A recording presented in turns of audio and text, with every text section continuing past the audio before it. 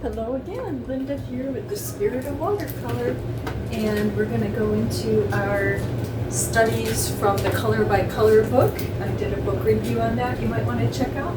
Thanks for coming back to my channel, and I hope that you're enjoying learning with me. I'm relearning with you some of my great inspirations in my books. This author, Zoltan Szabo, was an instructor, and so I have book reviews on this book, Color by Color, and the 70 favorite watercolor techniques that I just do a short talk about the book and then review it quickly. And then today I want to go into one of these examples. I told you we pick a color and I'd probably do a violet, so I'm going to go with that, okay? And each page has a different, like a photo that he's used as a reference, and then there's 5 colors. And then there's sort of a 3-step like pictures that he has of his painting in process. And this color that I want to look at today is Quinacridone Magenta, which I do have. It's a different company, and so I'm just going to use some of the colors he uses and focus on this color. And this is a way for us to learn more about our watercolors, what they can do. And to let them shine as the star of the show, as I said in my book review, where you see that color and it does make that painting much more beautiful or sublime, or it makes a statement, because that color is sort of the focal of the painting. It might not be the only focus. There may be a theme such as landscape or a human or an animal, it could be a theme as well, but he uses landscape mainly in these, and some florals in these books. So let's go to the table, and we're gonna just do my version of this, a particular photo of it's a shoreline with some woods around. Very pretty painting. It looks like it has, mainly looks like, some gold and color mixed in with the purples and the magenta, and there's another purple he uses. I'm going to use a different purple in mine that's very similar. Okay, here we go. So I'm using these 2 pages for my first inspiration from the book Color by Color. We're going into a color called Quinacridone Magenta, which is one of his violet paint pictures. And then I'm going to do this landscape on this Strathmore paper. Excuse my squeaky floor. Someone walks upstairs, the floor squeaks. And we have there's a violet in here, and the Quin Magenta, and then there's a yellow green. He always uses 5 colors. You may or may not, I may not use them all, but I'm going to focus on some of the purples, the magenta, maybe a little of that yellow in there is making a very pretty gold in the painting. And I think he's using these colors to mix earth colors in here as well. So we're just going to follow that to some degree, but I'm going to make this painting my own way, my own style. But we're going to explore the color Quinacridone Magenta mostly. So I've got my palette wet. This is the top of my palette. This is the actual palette, okay? And then we've got this where I put some of my Quinacridone colors. And I actually like that. That's a Quinacridone deep gold or sienna. It's one of those 2. So I'm going to put a little more magenta on.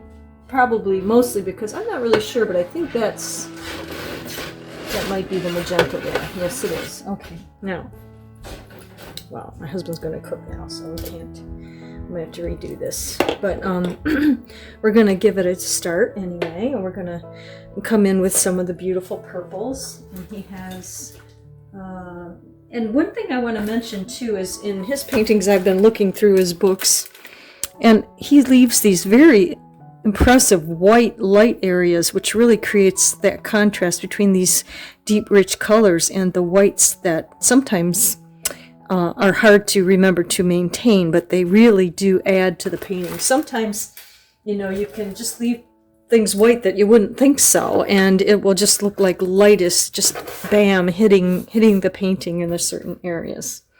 Okay, and I'm going to take a round with a pointed round, bigger and smaller size on this, because this is the way I do it. I do have his beautiful slanted brushes too, which we can wet the paper with or bring in some soft washes in the sky.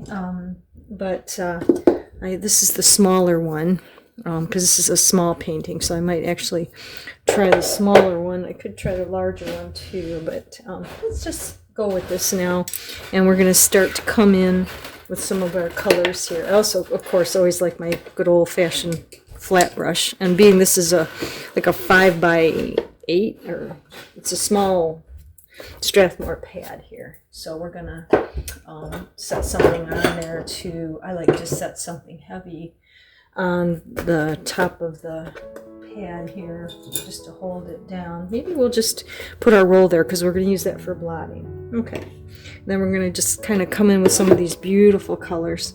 I also need to get my violet going in my large pan here. I'm going to just stick with my lovely Carbozle. It's such a beautiful color, right? Okay. And then we're just going to come in. This is Strathmore paper, which is, again, this is a small sketch size. And so we'll want to use this.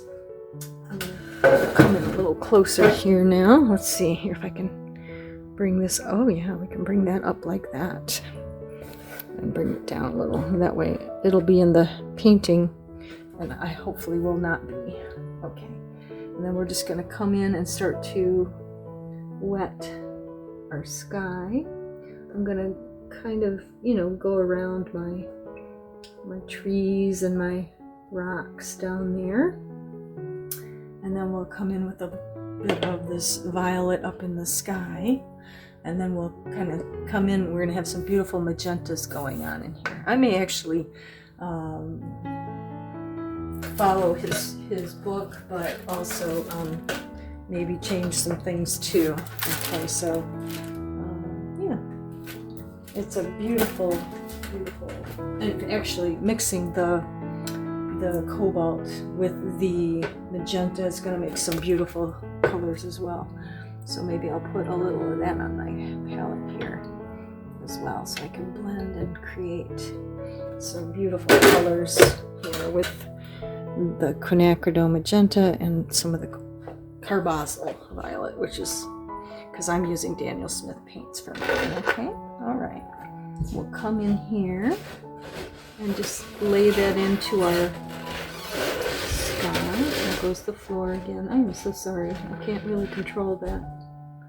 So we're going to have to go with it. Okay, and then, I can kind of bring that down more and soften it, but that's pretty much straight Carbozle going on there, okay? Just bringing it in, letting it flow, okay? Like our beautiful sky here. And then I'd like to bring in a little of this magenta in now, and I'm blending it a little here with the violet, and I'd like to bring some of that in here too. So we're gonna kind of bring in this beautiful color and let them blend together a bit, okay? It'll make a very beautiful wash here. All right. Okay, I don't really need a pointed round on this. You could just use a regular round, because you're just, let me see if I can find my regular. Okay, no, okay. Remember, we can blot with our blotter we made, okay.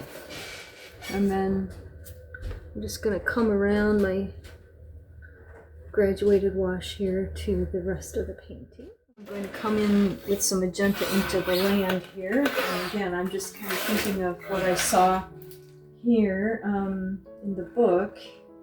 There's a little bit of that purple up in the foreground coming, like some land coming here in the foreground. I need my pointer round for that one. But anyway, we're getting to see what these beautiful colors will do. This is a very transparent, intense. These quinacridomes are just beautiful that way. They're very, very glorious. And we're just gonna see what they'll do for us today. Okay. I might pull the book back out and take a look here. Use it as a guide, because that's what he's designed these books for you to do that. So it's not like, I always worry about, you know, copying, because, you know, I got pretty reprimanded in classes in college about that. It was like, don't copy anyone, and if you do, just don't sign it. And it's like, oh, it's okay. And yeah. Oh, that's pretty. That's the magenta, pretty much on its own. You can cover a lot of territory on these small sketches, and yeah, it could be very lovely. Now I want to bring that a little. He's got a lot of things going on in the land. Oh, I could take a little of that yellow now. I'm going to use my nickel azo. So you use your favorite colors that you know. See, I know them now, but when you're buying them and getting to know them, you know, you're learning for the first time what some of your colors do. But I'm using the one that is one of the newest to me is the magenta. So yeah, so I'm putting in this beautiful yellow in there, letting it mesh in.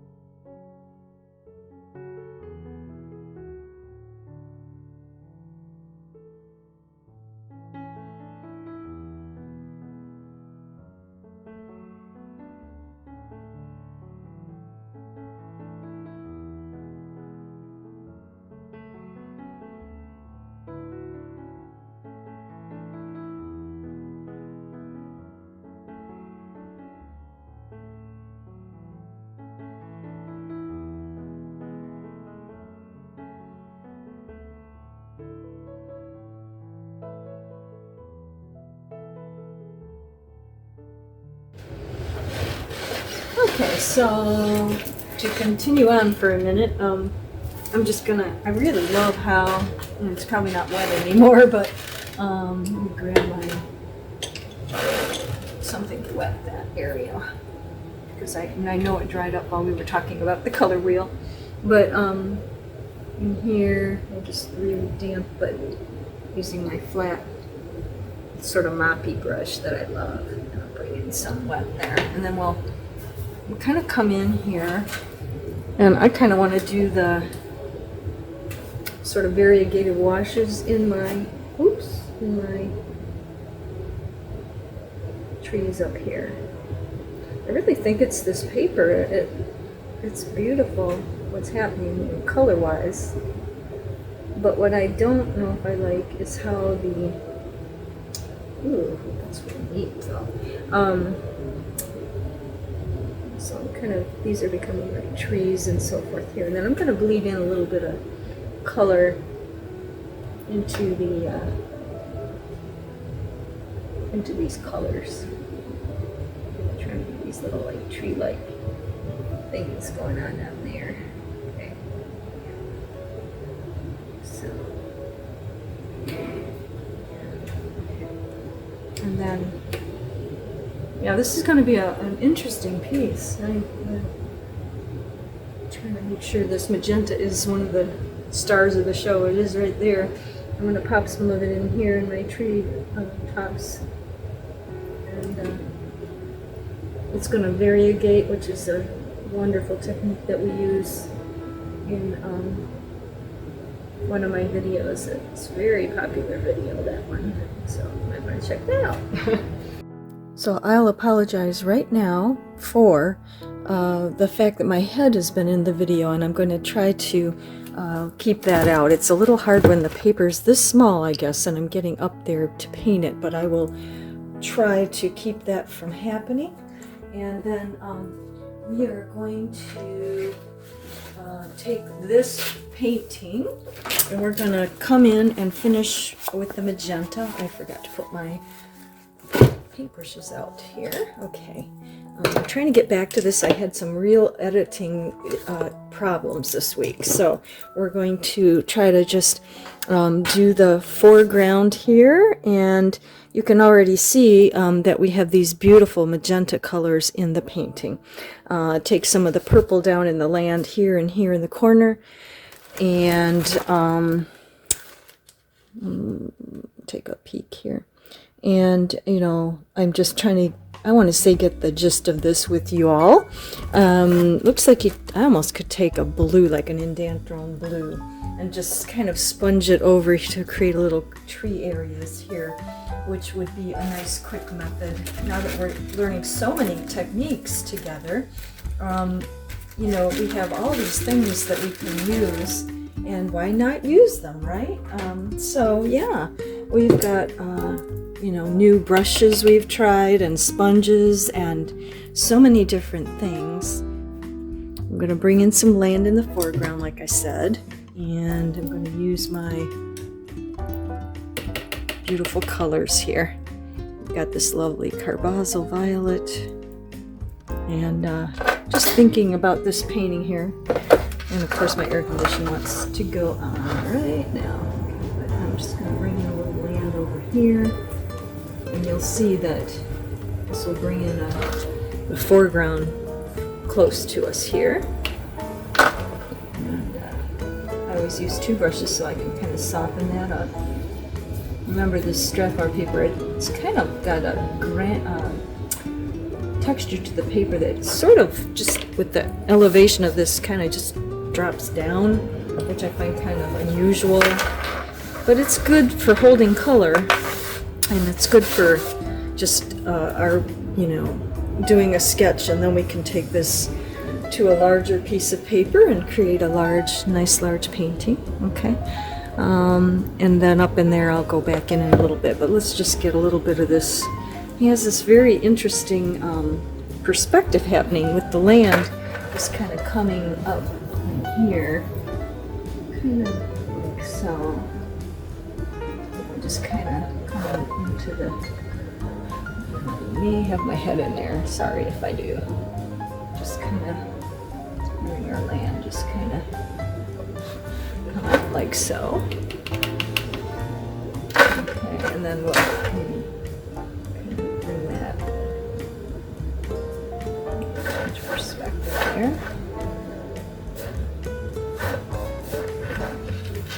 I might bring in more color in there in a moment. We'll see what it does. Kind of. Okay. Adding a little more into that just for some variation on the land. Should be a little darker toward the closer it gets to us. And here too, maybe.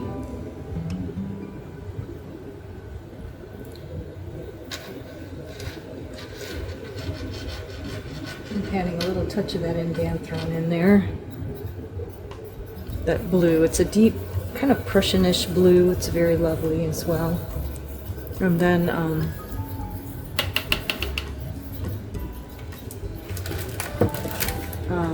okay, oh, it's a little rockier and heavier as you go forward. I might actually bring in a little bit of a dark in here. Have that kind of do sort of a granulated.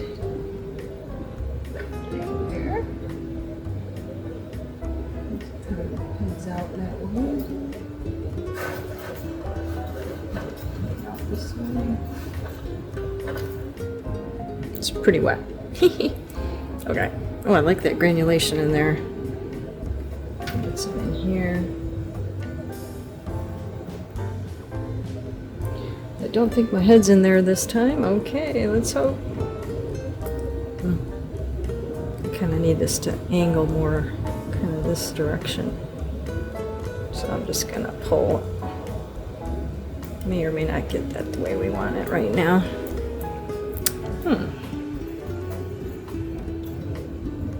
That's okay.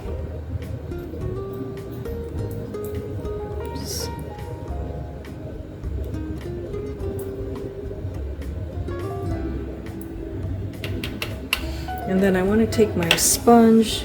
Oops, I gotta get more color back on the palette here. Let's get some of this. I just want to get some of that. But I'm going to just press in a little bit of sponging just in here. Because we're just trying to make a little background of some land mountains. A little bit of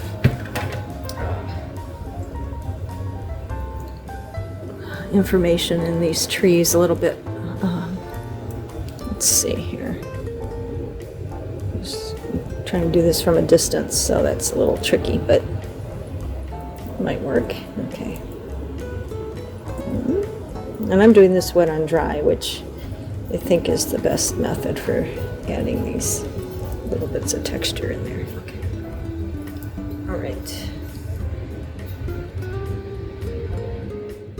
Because of my head getting in the way, I had to turn it off, but I brought in some Quinacridone Deep Gold in, and I brought more land in over here and over here, and this is a very dynamic painting now, I would say. And again, it's a sketch. I'm just laying in where I want things, and I'm actually kind of liking what's happening here. So I'm probably going to just do a little more work on it, and then it has to dry before we can do a lot more right now. And then, but as you can see, I'm just kind of following that as my guideline, but I'm just getting a sketch, and then I will, make changes so that it's just more personal. I'm not going to have it look as much like the painting in the book, but I'm just trying to study how you use magenta in these beautiful ways in a landscape, something that I would not have normally done. I always think many of us go to the classic colors that we always look at, rocks are brown and mountains and, sky is blue. And so it's good to just kind of explore what some of these other colors can do for us. He took this beautiful yellow here, right there, and that creates this beautiful gold effect that he's mixing with the magenta. I'm using my deep gold, my Quinacridone Deep Gold. It's doing a very similar thing, because when the Quinacridone Deep Gold washes out, it becomes almost a yellow gold. It's just a beautiful, it's kind of like, I'm liking that over your typical Quinacridone gold, but that's used as a yellow often very much as well. So you may find that you like that too. So I hope that we're seeing some interesting things here. I'm very wet on wet loose here, but thought we'd like to at least start to define a composition here. I was trying to put more magenta in there, and it was just coming down so fast, so I'm not tilting my board quite as much, and I might bring more magenta into that sky, because it goes in his work all the way down.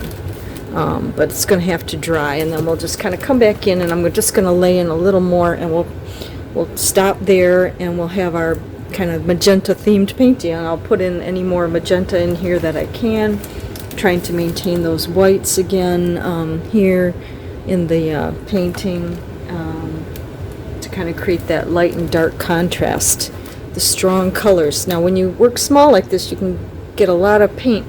When you work larger, and especially with thicker paper, if you use the higher than 140, 300 pound, then you of course need to add a whole lot more paint as well to get these these rich colors, but when you're using something small, you can really see how concentrated. So sketches, I'm really pro sketches these days, so you can really, have something to look at when you go to the larger sheet and you say, okay, I want it to be this intense. If it dries, it's not that intense, you're going to need to glaze back in more color back in and get it strong. Okay? So I hope you enjoyed watching the video inspired by Szabo, Zoltan Szabo's Color by Color book. And we did the color Quinacridone Magenta, and my sketch is very small, but I do like it. I'll put it behind me so you can see. And I was quite excited about that beautiful magenta color being the theme. I put it in here. I added more of it down in the painting down in the foreground. It's often blended in with the purples and some of the other colors we used.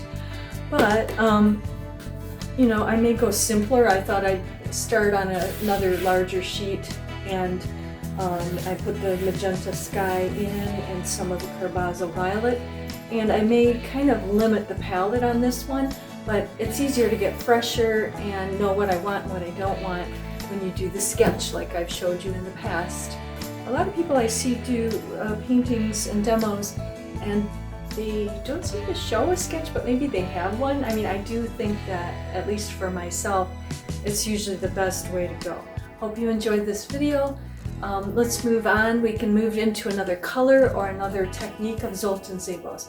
I'm going to ponder this week and get back to you. I've got to get this one out. I had editing problems this week, so I'm behind, but was very much enjoying painting with these beautiful colors. And I would like to talk more about these quinacridone colors. I've been talking about them, but not really showing you the variety of colors and what they can do. Some of them are in this video, but I haven't really elaborated on those colors. So keep on coming, and hope you will keep on painting as we're moving through August, and we'll maybe think about other ways to be inspired in the fall and the autumn with the beautiful leaves and colors outside. So see you soon. Glad you came to the Spirit of Watercolor.